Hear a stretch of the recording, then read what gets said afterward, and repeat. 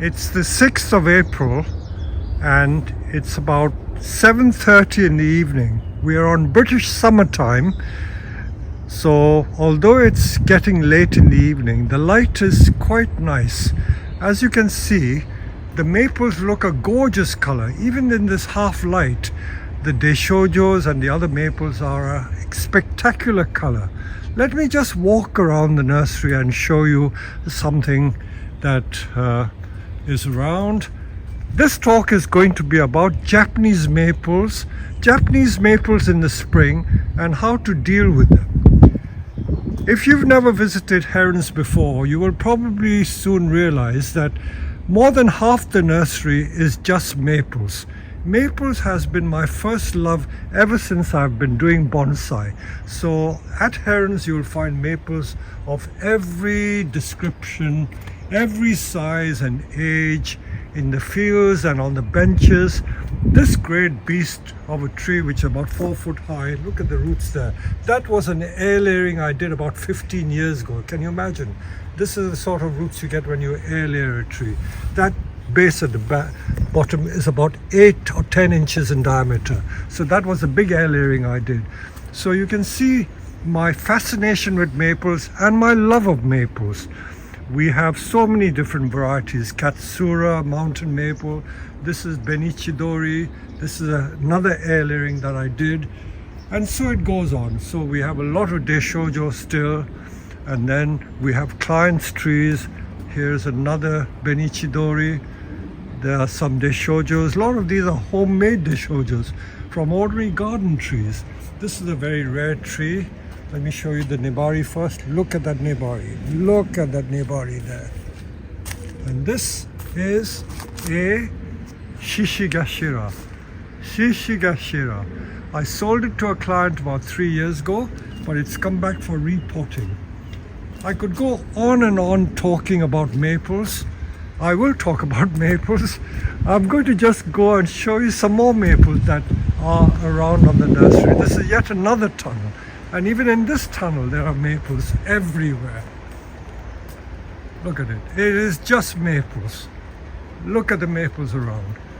Of course, in winter when you come here, people think all the trees are half dead because they have no leaves on. But believe you me, when you get into spring, these leaves have emerged in the last 3 weeks. Some of them are still emerging. Look at that. It hasn't fully opened. This is another rare maple. Until it comes out in leaf, I can't even remember what variety it is. Even the mountain maples are all of a different hue. This mountain maple is a soft bronzy color. That's another one which is an apricot color. The more common mountain maples are just green, but anything which is not named is a mountain maple. So look at all the mountain maples that abound. And although it looks so lush, I know that I have my work cut out, because in the next week or so we've got to give them their first trim. So let me just show you all these trees. That's another tree that we've made from field grown material. I love my trees big. That one is over 4 foot tall.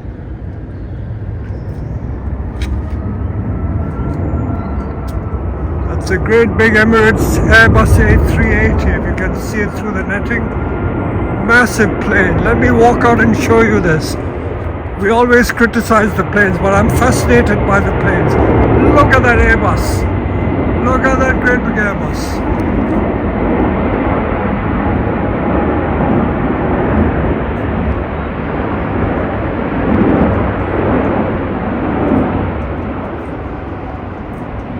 Okay, that was a slight distraction, but let's get back to the trees. So we're back to the tunnel and I'm showing you these maples again. So reverting to the maples, there you are. Look at the evening sky, the sunset in the background and the maples in the foreground. What a beautiful sight. What a beautiful sight. It's almost like a nursery walk all over again. But this is not the purpose of this video. This purpose really is a talk about maples in the spring and how we are going to deal with them. So at this stage, because the leaves are emerging or still emerging, we don't do anything to these trees. But maples, although they are the same species, they all emerge at different times of the year. There's slight variation, maybe about much as 3 weeks even, because I will pass some maples which are not yet in leaf, and yet others are in full leaf, and all of them have been out in the open. Look at that mountain maple. That's been out in the open all year round. 365 days that one has been out in the open with no overhead shelter and nothing. And all these trees along this corridor, they have stood here right through the winter. They have not been protected, so they are still just emerging. They're just emerging. Look at this maple. This is in the open. This hasn't got many of its leaves yet. And so it goes on. The Benichidoris are in full flow. They are at the peak of the color. So as you can see, we've got maples all in different stages of their leaf growth. See, that is in full leaf. That one is not in full leaf. So there are slight variations. So don't worry. Look at that. This is cheek by jowl. This one is almost in full leaf. This would have opened only in the last, I would say, 10 days, 7 or 10 days. This has only started emerging in the last 2 days, and they're all in the same position. Let me walk and show you some more maples. Let me show you the maples first before I start talking about what to do with them. So let's have a look. This is another giant of a maple. As I say, I love them big. I love them big. Look at this. This has got a 2-foot nebari. 2-foot nebari. Made from a garden tree.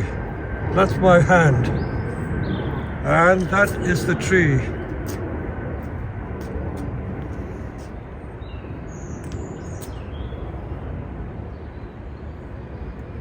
Now this maple, again cheek by jowl with this one, it hasn't started to leaf yet.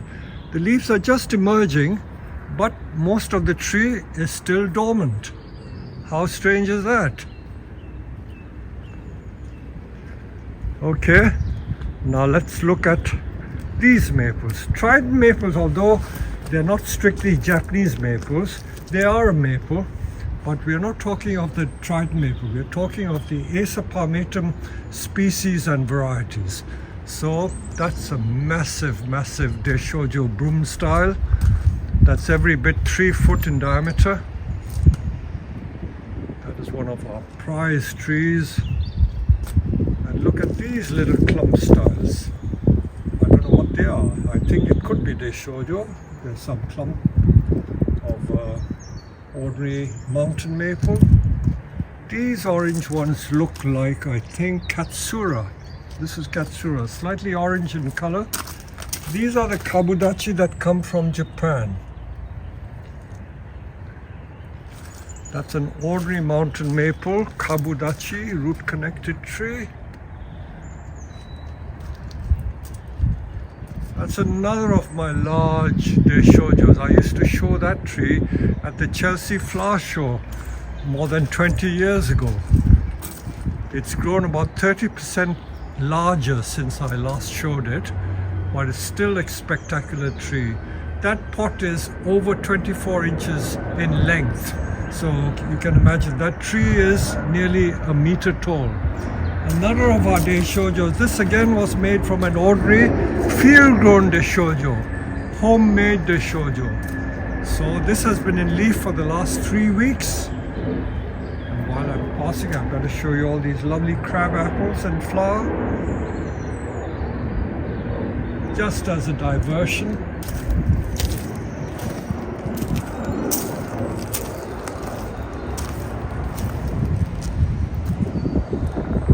Another diversion is the lovely larch. The last of the Magnolia stellata bonsai, which are in flower.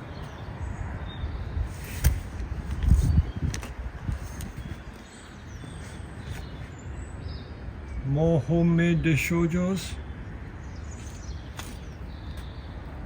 More Deshojos. And I'm just going to now walk you into our greenhouse and then thence to the growing area. These are just trident maples, more trident maples. These are Deshojo maples with different colors. These are very young ones.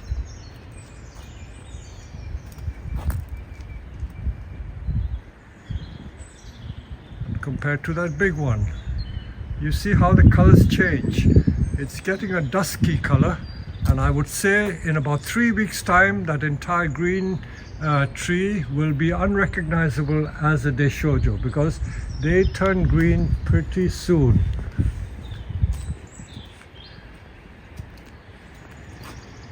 I will now walk into the growing area at the back of the greenhouse and show you more maples. Meanwhile, the sun is about to set. Look at the horizon. Beautiful orange colored sky.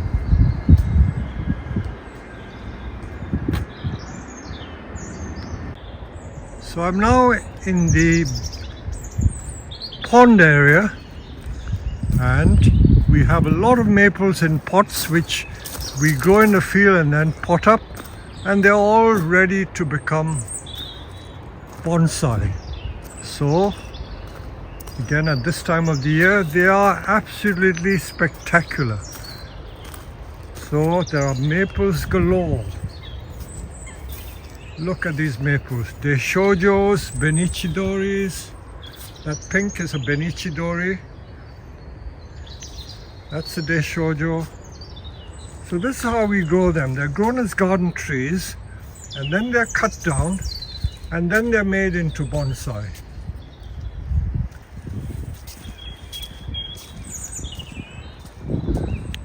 Can't help but show you that magnificent magnolia. I don't know what variety that is. I think it's a slightly different variety from the ordinary Solangiana because it's pure white, but it flowers about 2 weeks later than the ordinary Solangiana. That green tree in the background, that's a mountain, no, that's not a mountain maple, that's a Katsura, but it doesn't turn orange. It was sold to me as Katsura, but that's been in the ground for the last 33 years, and it's about, I would say, 30 or 40 foot tall. That giant redwood is about 80 to 100 foot tall. So let me show you some more maples. These are all different maples which we are developing from our field grown material. So these are all home produced trees, and look at the variety that we have. Look at the variety, and these are some of the air layerings from last year which weren't successful. We will see why they didn't root, so that's part of the research we are going to do. That's a huge dissectum. Look at that dissectum, absolutely massive. That's about 8 to 10 foot tall. Look at it compared to the chair. 8 or 10 foot tall, and that we will probably air layer. Again, these are very rare maples called Nishiki Gasane. So look at the air layerings everywhere. There are about 20 air layerings on this tree, and I'm going to eventually reduce it to the stump and make a bonsai from it.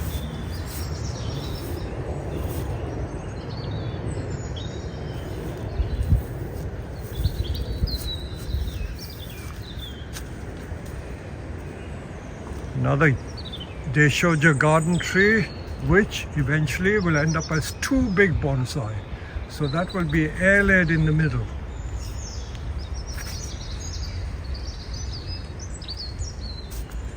I haven't been to the field proper because out in the field there are even more maples. Perhaps I may walk there.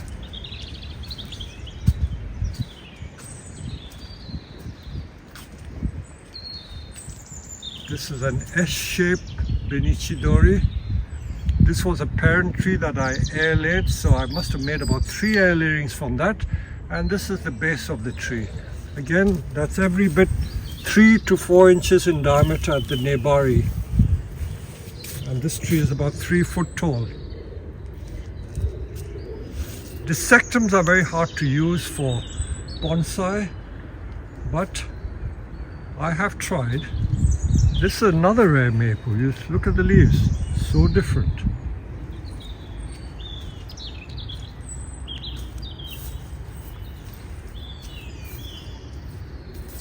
So the first part of this talk is to show you all the different maples that we have. I will also show you the maples in the field to show you how they are developing, because at this time of the year the changes are so quick and fast that before you can just blink, the colors will have changed and the whole tree will be covered in leaves. Good opportunity to also show you my giant white cherry tree, which is Taihaku. So as I walk towards that giant cherry tree, let's admire it. The planes are very active in the evening because everyone is coming into land and getting ready to spend their weekend here. So the evenings from about 6 to 8 o'clock, the planes are hyperactive. You get one plane flying in every minute. Look at this giant cherry. I think they're more beautiful than the ones in Japan.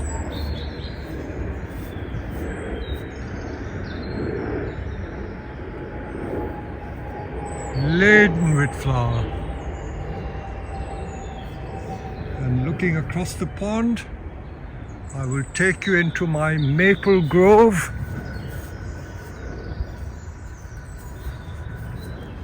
This cherry tree I planted when I made the pond, which was in 1990, 33 or 34 years ago, and the diameter is every bit 2.5 foot in girth. Absolutely massive tree. How time flies. There's so many maples in the grounds we have. All those beautiful large trees are all maples. This is my maple grove. They were all 1-inch diameter trees when I planted them in 1990 when I made the pond. 1 inch in diameter. Now these trunks are about, I would say, 18-inch to 2 foot in diameter. Ordinary mountain maple. This is my famous Arakawa rough bark maple, grown in Kabudachi style, and the spring color is lime green. That was a mountain maple which last year I cut down in half because it was too tall and it was blocking the light for the rest of the maple. So I reduced the height by half. So let's see how it develops.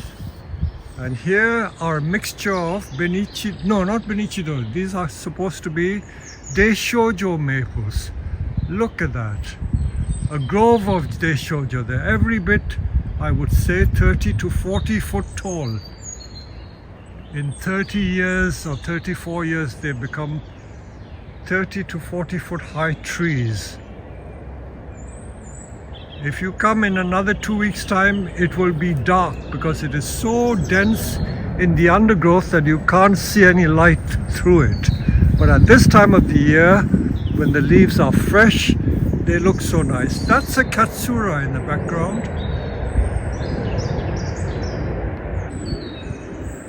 So this is another rough bark maple, Arakawa. And this one is every bit 20 foot across and about 12 foot in height. This, by the way, is a Fagus crenata, Japanese white beech, and this was planted as a bonsai, small plant, but now it's about 40 foot tall. More maples that I planted in the ground 30 or so years ago, and they're all large. Look at these large maple trees in the background. The light is getting bad, but the colors are still vibrant.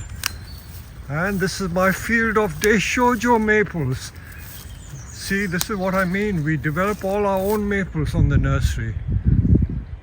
So we are self-sufficient in maples. And these are the maples that will be used for bonsai in the future. They've been planted here about 5 or 6 years, and they were no more than, say, 6 inches tall. They are now about 2 foot tall. But I need to develop their trunks more. I think it's getting a bit dark. I'll resume my walk again tomorrow morning. I will just try and take some more pictures because it's quite nice to come out in this twilight to show you the colors, because the colors are a different shade and hue in the half light.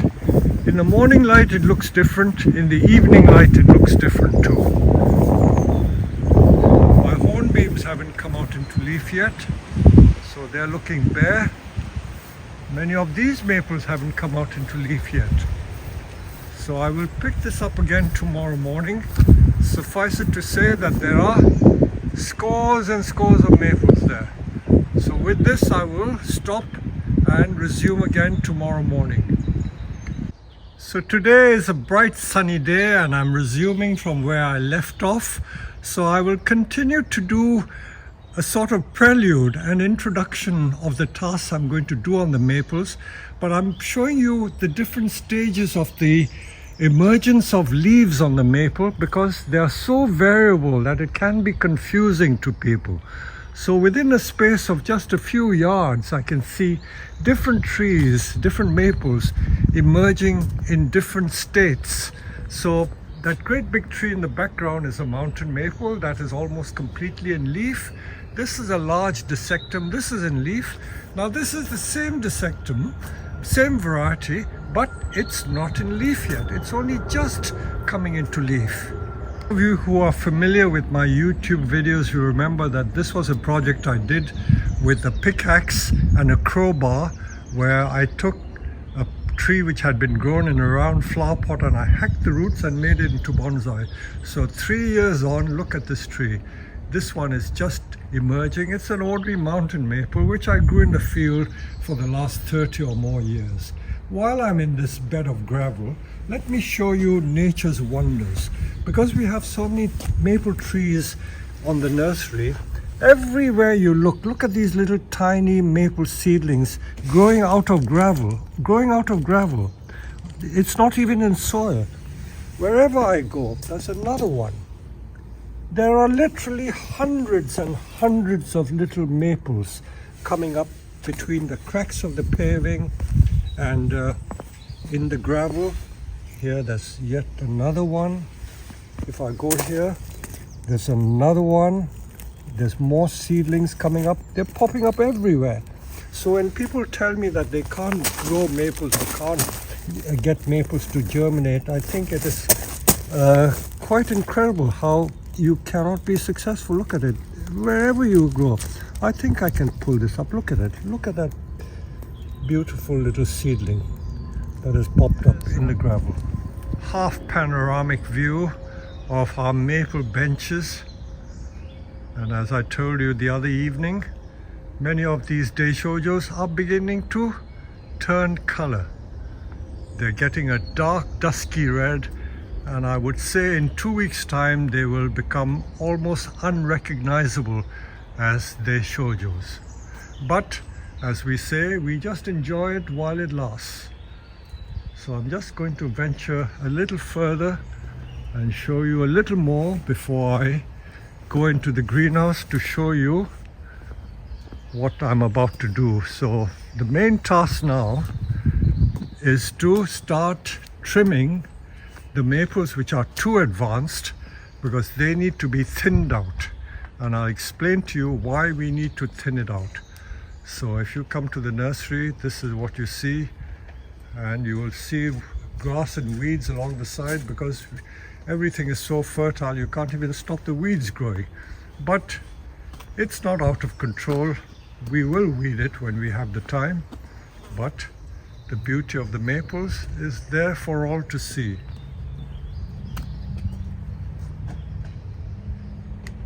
Just as a slight diversion, this is the Eleagnus, and the Japanese call it gumi. It's got beautiful scented flowers, really fragrant flowers, and they're followed by little red fruit.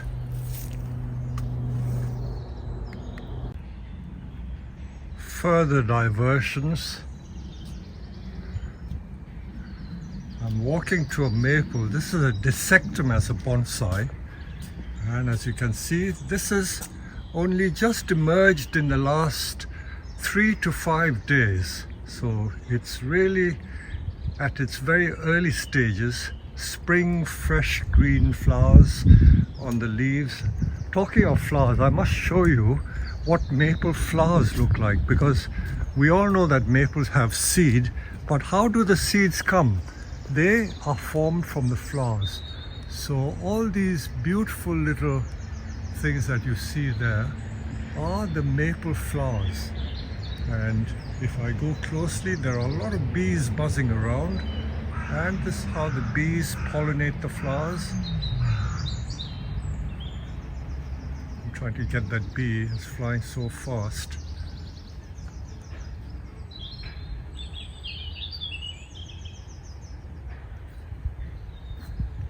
And that big mountain maple is absolutely covered, smothered with leaves, smothered with flowers. And that's my beautiful crab apple.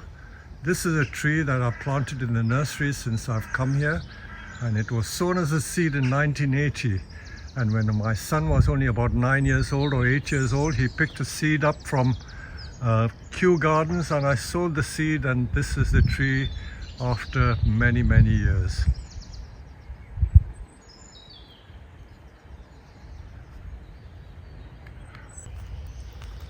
This, I don't know what this is. I think this is a triple colored one. It's got pink, cream and green leaves.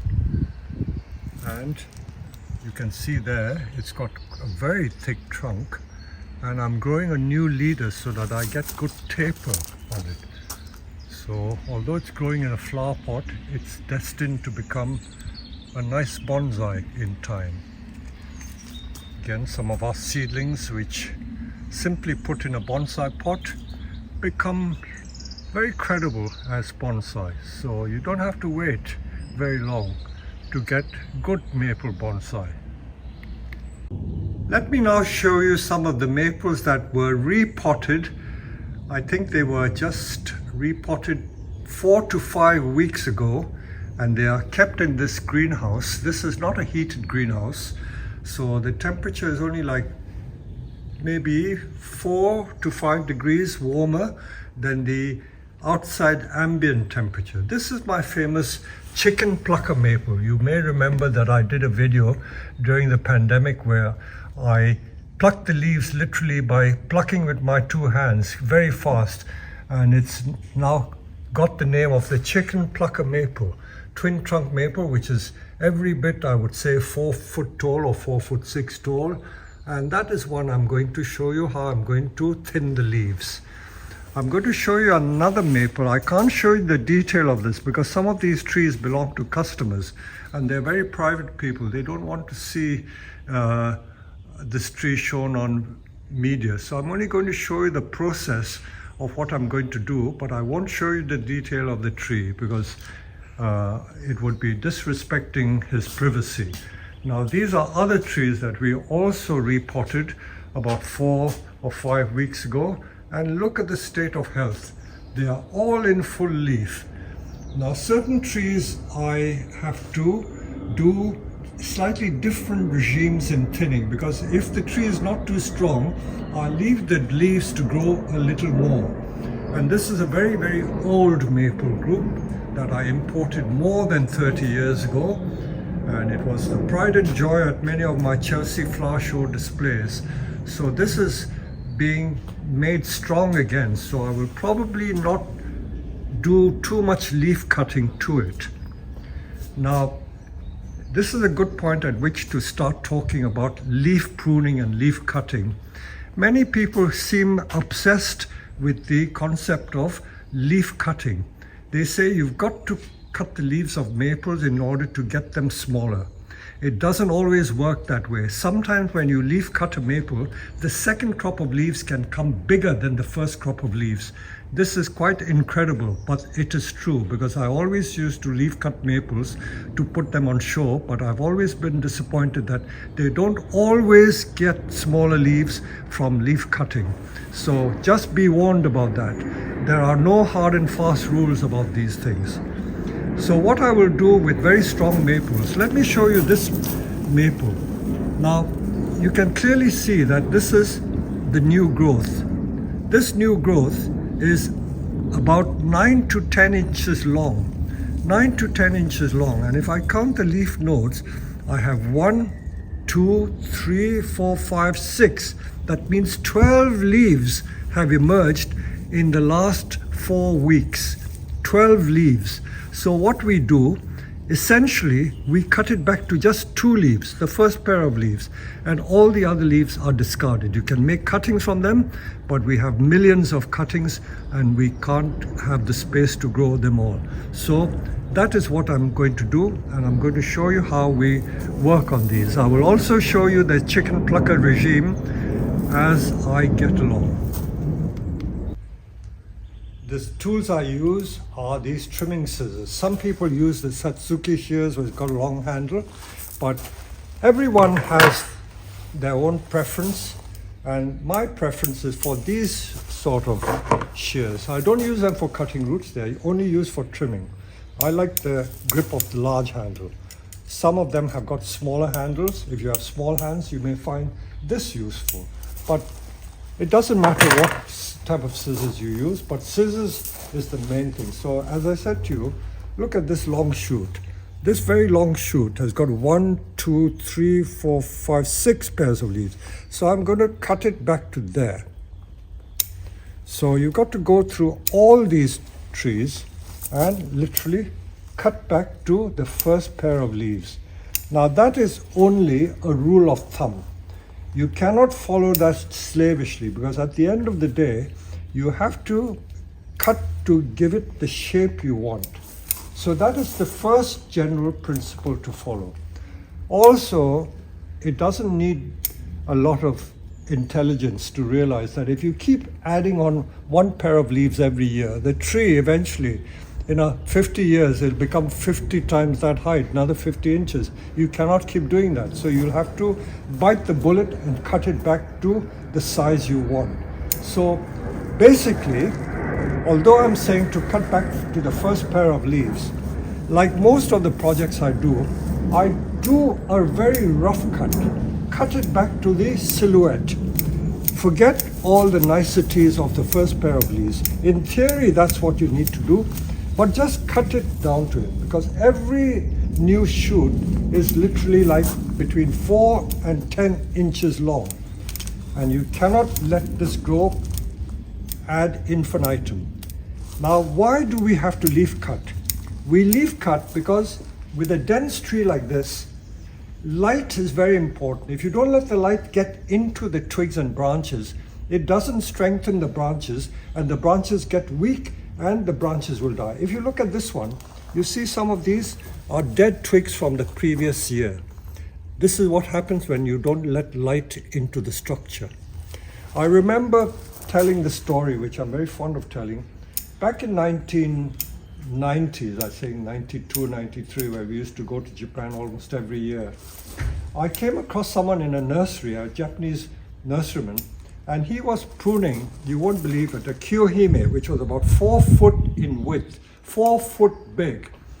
And it must have had, I would say, not exaggerating, 10, 20,000 leaves, could be 1 million leaves. It was massive, absolutely dense. And he had pruned half the tree. And I was there at about 11 o'clock, so I said, how long will it take you? A week? He said, no, it'll take me only a day. So he could leaf cut the entire tree in a day. So this one could probably only take me a couple of hours. I'm not boasting in any way, but this is what we're doing. We're going to very roughly, look at this, another long shoot. If I cut this entire shoot off, look at it. This is all the growth that has been made in 3 to 4 weeks. You cannot let this grow ad infinitum. So we will just go around and cut to shape very roughly.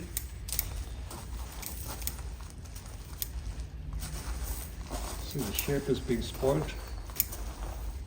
For a person who is not used to maples, it can be quite frightening. And many of my customers who don't have the time, they just like enjoying the trees. They trust me to do it for them. I don't blame that. Many people say to me, oh, why do people keep the trees if they don't work on it? But different people have different objectives in keeping bonsai, and you've got to respect that. Okay, let me just show you on this side. I'll go to the other side in a minute. So,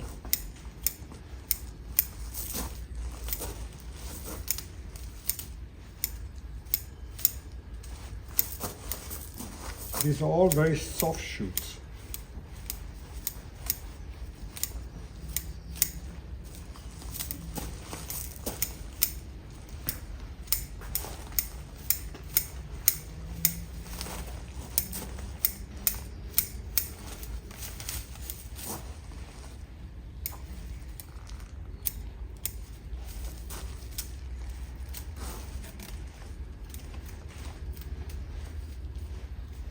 This is why some of my customers say that I'm a barber, and I don't like to keep repeating it, but I have a couple of clients who are very good hairdressers.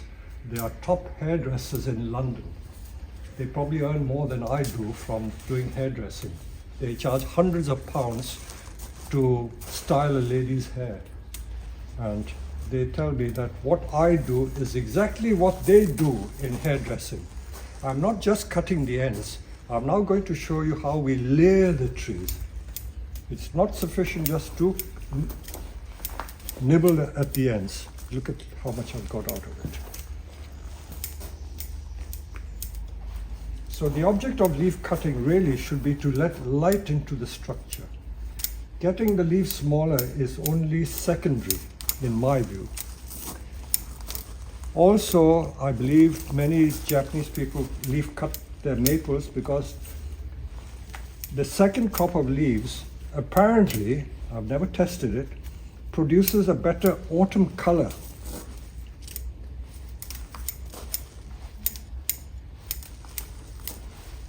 So by leaf cutting, you're depriving the tree of its food production facilities, because the leaves are the food factories. I know I'm trying to explain it in simplistic terms. There's some botanically minded people who will berate me for doing it, but essentially this is what I'm trying to explain. By doing this, you're depriving the tree of food, but there is sufficient nutrient when we feed the tree. Virtually in 10 minutes, I've created a new silhouette. I've created spaces between the different layers of branches, and this is what I've cut off from there. I will show you the reason why we do this leaf trimming and leaf thinning, because where I thin the leaves, you see all these yellow leaves, those are the leaves that didn't get light, so eventually they die. They're more like this. You see it here. All these turning yellow, those twigs will eventually die. So this is why it's so important to let light get into the structure to keep the stem strong. Now this is one instance. Let me show you the famous chicken plucker tree. Every tree is different, and you've got to deal with them individually. Like human beings, they're all individual. Now this one hasn't got the long extensions that the other maple has. That one had about 8 to 10 pairs of leaves. 8 to 10 leaves, about 5 pairs or 6 pairs. Now this one, although it was repotted on exactly the same day, it has only produced 1 pair of leaves, so I don't need to do anything to this. I will probably wait till it grows some more before I do the chicken plucker treatment. But there again, the tears and levels are quite good, so I'm not going to touch this at all. So you just got to play it by ear and deal with each on its merits. As you go around the nursery, there are different trees in different stages. If we look at some of the ordinary trees, let me take you through our general growing area. We'll show you some of these mountain maples, which are very dense.